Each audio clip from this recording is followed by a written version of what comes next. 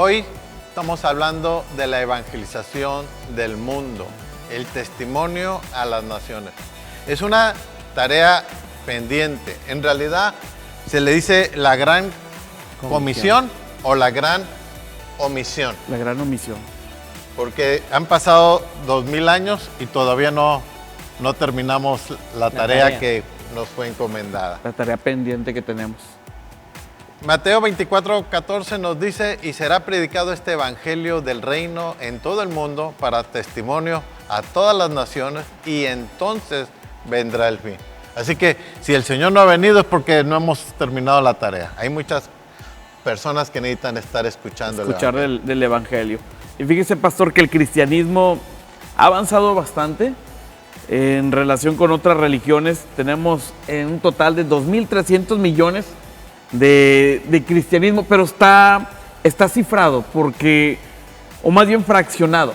De esos 2.300 millones de creyentes cristianos, ahí va también la Iglesia Católica, va otra fracción donde se derivan 1.300 millones de los católicos, luego otros 1.000 que vendrían siendo los evangélicos, cristianos y el sistema sectario. Testigos de Jehová, mormones y algunas otras religiones que suman estos 2.300 millones de cristianos. Es una estadística que se está dando, pero no en totalidad son los 2.300 como tales, sino solamente 1.300 y luego la fracción de 1.000. Y de ahí todavía estamos fraccionados. En realidad, aunque el remanente sea chico, aún ese remanente va a ser sacudido para que quede la simiente santa. O sea, qué tremendo. Pero el cristianismo no es la única fuerza grande en cuanto a las religiones. ¿Tú qué nos cuentas, Isaac? Bueno, de la parte de que es los musulmanes, son cerca de 1.600.000 personas que están en la sección de lo que son Medio Oriente, norte de África, y aproximadamente en un total a nivel mundial de 1.600.000 personas, y de ahí se dividen también en chiitas y sunitas y otras más por ahí. Ahora, qué tremendo, porque aún dentro de personas que profesan una creencia, también hay un grupo fuerte que no profesa una religión, lo que se le conoce como ateos, que son humanistas, gnósticos, y eso equivale a una cifra aproximada de 1.000 a 1.200 millones de ateos en el mundo. Vaya, de tantas personas que profesan un ateísmo. Bueno, muchos de esos dicen, bueno, hasta el punto que les llega la enfermedad terminal y ahora sí empiezan a buscar a Dios. Surge la fe. Y ya cuando están tocando la enfermedad o la muerte, ahora sí andan buscando quién les hable de Dios o quién los conduzca a su encuentro con Dios.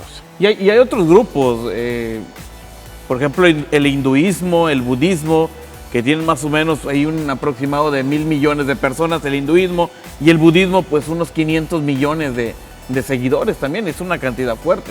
Y bueno, y dentro del hinduismo, o sea, hay tantos dioses, diosas, ídolos. Y adoran la vaca y tanta la creación en cierta forma. Dentro de ellos mismos también, de repente levantan al hombre sabio, o sea, hay tanta confusión. Sí, exactamente. Pues qué interesante ver todo eso, pastor. ¿Y tú nos... De la parte del Medio Oriente, donde está Israel, está el judaísmo. Son cerca de 18 millones de personas. Prácticamente se distingue por la descendencia de Israel, y entre los demás que optan por judaizar o adherirse, se dice que 6 millones están en Estados Unidos, aproximadamente 5 millones en la Tierra Santa y en Israel, y el resto está distribuido en Argentina, México, Rusia, Europa, todo el mundo. Qué tremendo todo esto. Y fíjense que hay otros movimientos. Por ejemplo, había un corredor de autos, Claudio Borilón. Él en un impacto chocó, quedó en coma, pero él asegura que fue raptado por los ovnis. Y creó una religión que le puso los raelianos. Esta religión agarra mucha mezcolancia. De hecho, el logotipo de ellos es muy parecido a la estrella de Israel, pero agarra, por ejemplo, él dice, van a venir los Elohines, para referirse a los ovnis. Y nosotros entendemos que Elohim es el todopoderoso Dios. Y él agarra terminologías de acá, y la religión esta de los raelianos es muy moderna, porque tiene que ver mucho con pecado, tiene que ver con sexualidad, tiene que ver con liberalismo, y está pegando muy fuerte. Él es un francés, Claudio Borilón, y él formó esta religión, los raelianos.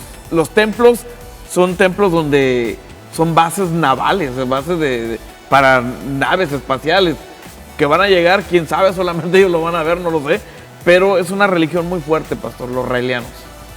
Mira qué interesante. Qué tremendo.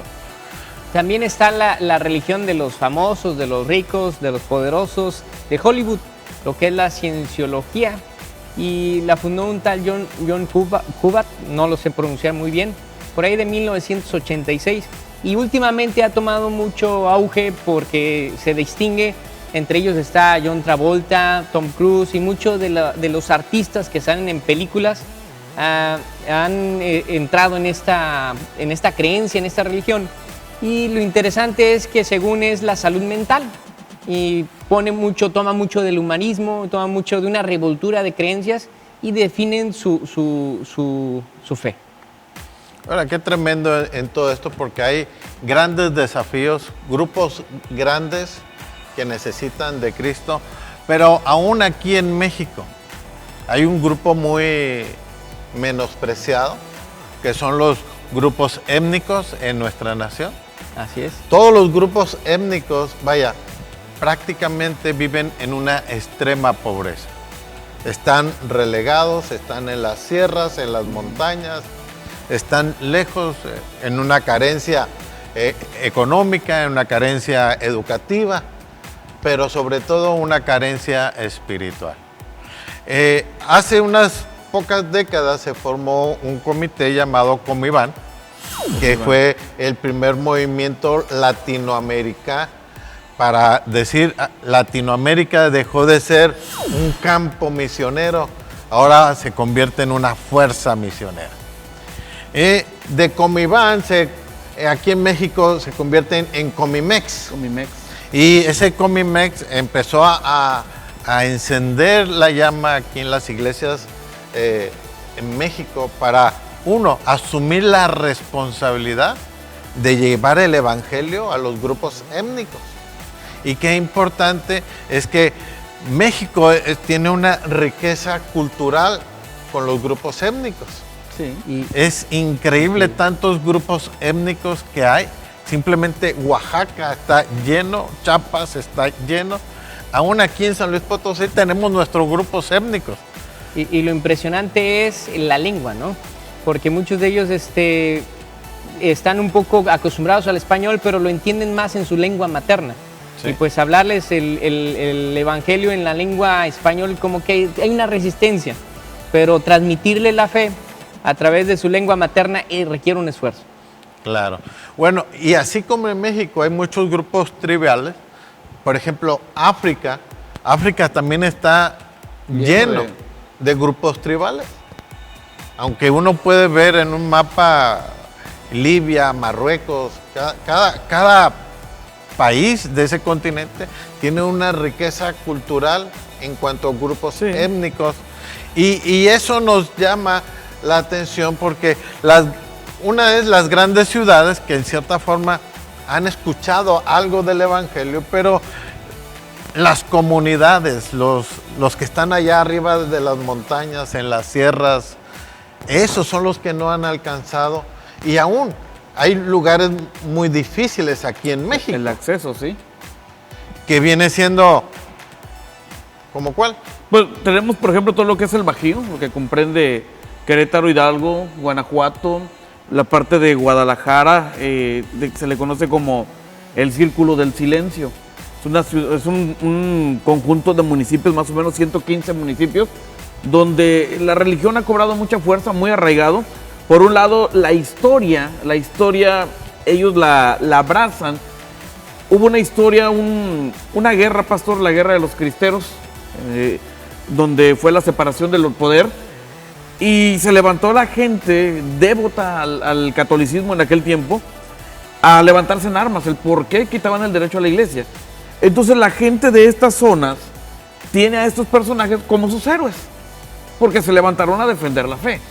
Entonces el evangelio está muy cerrado, no puede llegar, porque si alguien llega abiertamente, te quiero hablar del evangelio en esta zona, el círculo del silencio que comprende México, tienen que ir con el jerarca católico y decirle, me quiere hablar de la palabra, ¿es correcto? Y decir, no, tocan campanas y vas para afuera.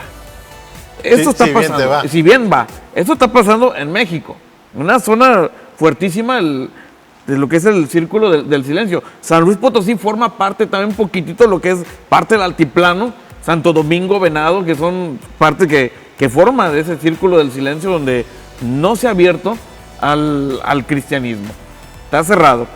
Hubo un dato que estuve viendo en un lugar que se llama Atarjea, Guanajuato, que no hay ninguna iglesia creyente, ninguna iglesia cristiana, y anticonstitucionalmente el presidente municipal pues es el sacerdote.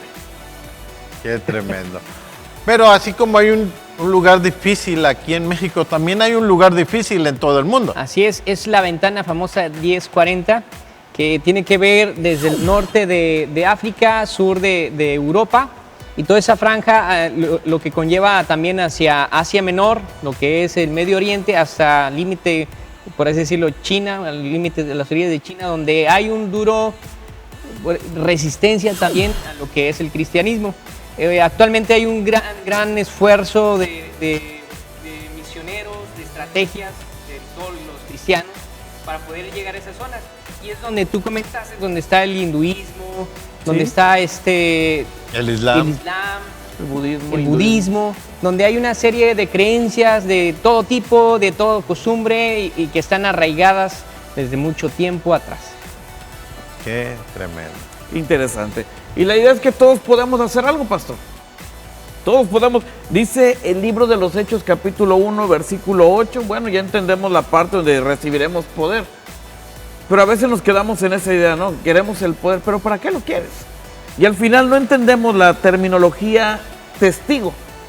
Y nos habla de ser mártir, de poner nuestra vida. Y ya nos dice lo siguiente, para llevar el evangelio, pues a Judea, Samaria y lo último de la tierra. Y pues peces hay, redes hay. Lo que falta son gente, pescadores, pastor, de ponernos la camiseta y entender que el llamado no es adentro, sino afuera. Y que si el Señor, vaya lo que dice Pedro, retarda su venida, es porque todavía hay gente que necesita arrepentirse. Pero yo creo con el corazón en la mano que nosotros somos los pies del Señor, que nosotros somos las manos del Señor, que nosotros somos los ojos del Señor y somos la boca de Dios, porque tenemos un mensaje que compartir. Todos aportamos y todos podemos hacer la labor de la gran comisión, no convertirla en la gran omisión, sino la gran comisión. No predicamos, no predica el que quiere, sino, y tampoco es una sugerencia, es un mandato de Dios. Ok, sí es cierto. ¿Comentas algo, Isaías?